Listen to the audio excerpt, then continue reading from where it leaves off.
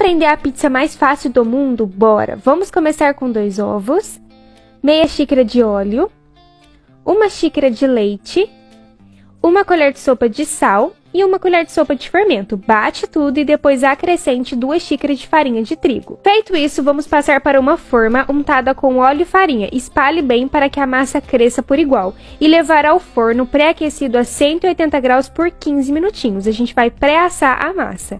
Tirou do forno, vamos rechear. Utilizei massa de tomate e o meu recheio vai ser presunto e mussarela. Vou colocar também rodelas de tomate para deixar tudo mais suculento e algumas fatias de cebola também. E para finalizar, não pode faltar em uma pizza de presunto e mussarela bastante orégano, um fiozinho de azeite e levar ao forno por mais 15 minutinhos. E olha essa delícia, gente! Fica surreal de bom, massa fininha, não tem erro, faz aí que você vai adorar. Todo final de semana aqui tem.